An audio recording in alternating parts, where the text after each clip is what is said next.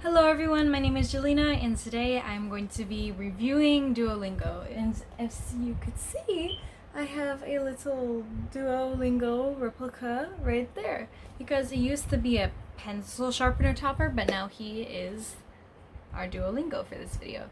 So first I'm going to be discussing my pros, then my cons, and then I'm going to be discussing specials that are in some languages. So let's get into the video. Okay, so my first pro is that it allows you to practice levels again and it allows you tips. So right here is the tips and it will give you like a preview on the lesson, kind of like a summary of it. And then you can start the lesson. ¿Tú bebes agua? Tú bebes agua. Yo bebo, tú bebes, él bebe.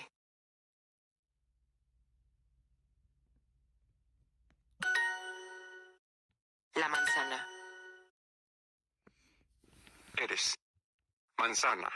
Soy. Niña, mujer. Ella es una niña. El hombre. Hombre. Yo bebo. Tú bebes. Él bebe.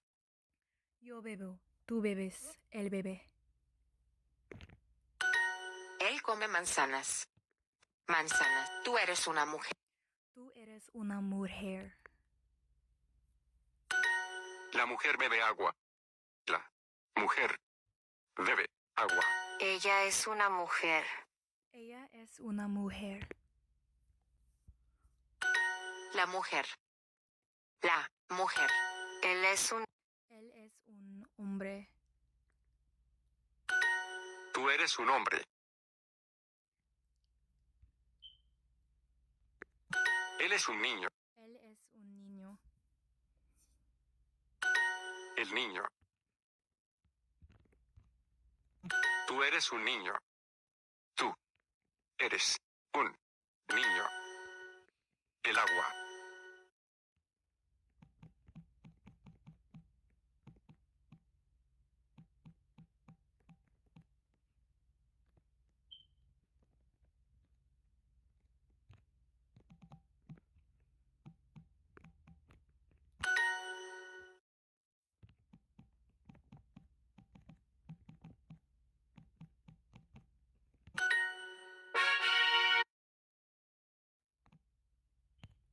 But as you just saw, we just went through a lesson and we read the tips and we did a practice. So that is my first pro for this. My second pro is the XP for your languages. So when you go onto the little face and you go onto like your profile and everything, you'll see all your languages and then you just click on it and then it will tell you your XP. It's not really necessary, but it's just cool to see how far you are in the language. So for example, French is my lowest language so far and Korean is my highest language so far. So my third thing that I like about this app is the comments. So let's just say something random. It says thank you, goodbye, but we're just gonna say good night. And then this little message bubble right next to the flag bubble is, why can't I click on it? Okay, there we go.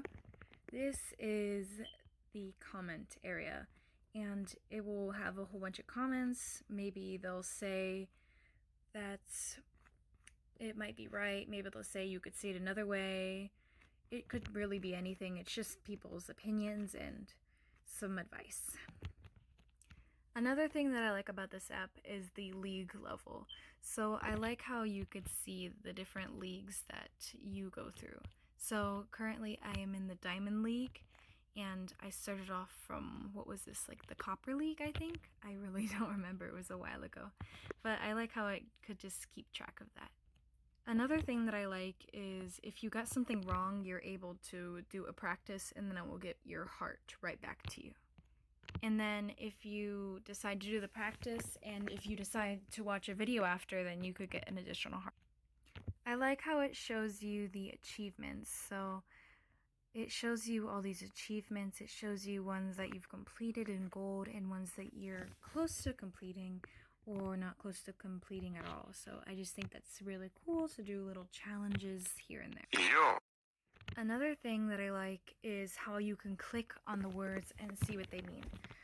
So let's just click on A, and then it will tell you all the different forms of A, and unas does not mean A, it means some, the feminine way, but okay. But it's showing us un and una, which un is the masculine way and una is the feminine way. But just by clicking on these, you could see what it is, and then you just Hombre. to sum up the pros, the pros are, of course, the good things about this. And the good thing about Duolingo is it shows you the basics. Except I wouldn't say it would get you at an intermediate or advanced level, because it doesn't really provide real life sentences. It will just provide random sentences like, my dog chases my cat into the pizza pan, like something like that. It's just not really practical. Talking about practical, let's move on to our cons. So the first thing that we have is unrealistic sentences. And I was just saying that with the cat chases the dog into the pizza pan. It doesn't make sense. It's not something that would happen in a real life conversation. Another thing with cons is it doesn't really repeat anything and it doesn't slow anything down. I mean, sometimes it will slow stuff down, but not regularly. And then only to repeat it, you have to press a button again. You can't just be like, oh, can I repeat it again, you know? Another con is that Duolingo doesn't necessarily explain the language structure, because, for example, say that your native language is English and you're trying to learn Korean, and the sentence structure is different. We have a sentence structure of subject, verb, object, SVO, and they have a structure of SOV, subject, object, and verb. So of course, maybe if you heard that, maybe you'd be able to do that. But if you know absolutely no Korean, you're just like, what is this? What is this? I only know the first little part, which is the subject. So they don't really give that basis of what that language is like and how it's different from English. Something that I wish Duolingo had is communication practice, like you are doing a back and forth conversation. Because they do not have that, and they don't even really have real speakers. It's mostly just computer voices. So it's not even like you're talking to a real person, because you're talking to a computer. And most of the time you're not even talking at all. Something that I really don't like about Duolingo is you have to play constantly in order for you not to go down in a level. So like I was just talking about earlier with the league levels, if you don't play for a while, you'll go down, down, down, down, down, until you'll get in this area right here. And when you get in this area right here, then you move down a league.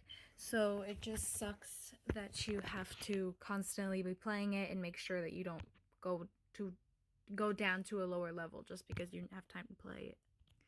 Another thing that I kind of like but don't like, and our last thing actually for pros and cons, is these outfits right here.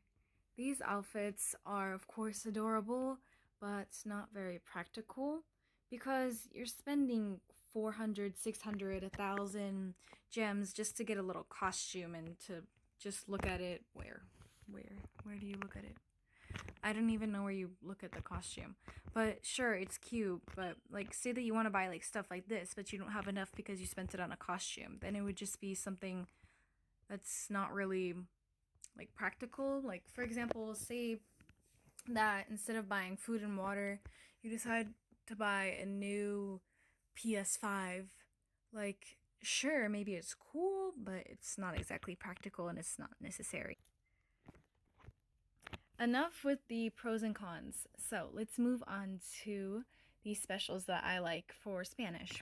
So the first thing is the stories. Oh, where are the stories? Oh, here they are.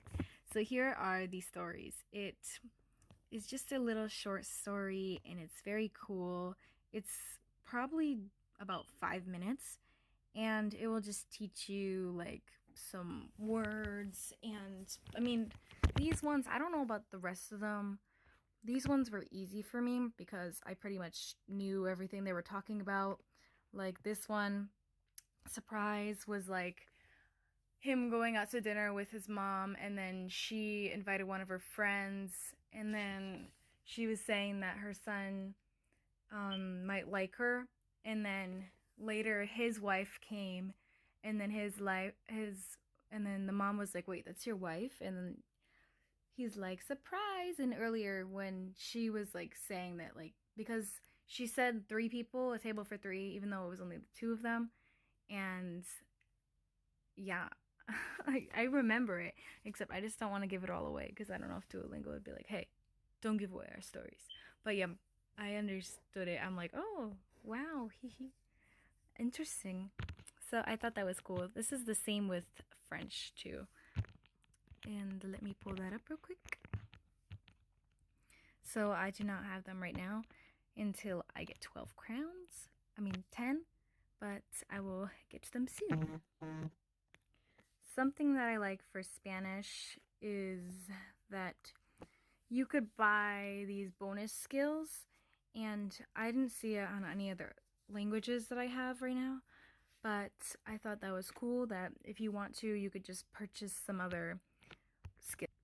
Moving on to our next language, Japanese. So this little A vowel right here is all of, well, not all, but it has some of the Japanese writing systems. It has hiragana and katakana, and it just, like, it's introducing them to you. I just think this feature is really cool, and you could learn all the characters, and then when you're done with hiragana, then you go to katakana, and hiragana is simpler in my opinion because I'm learning Korean too. It's just like kind of confusing because some of the characters look like Korean characters, like ko and yo and ro, like, oh, and wo too. They just look really similar to Korean. So it's just like, wait, what? So it's confusing me. So therefore, I'm learning hiragana first. And that is all for the special little features in each course. With all that said, I hope you enjoyed my little review on Duolingo. Have a nice day and bye-bye!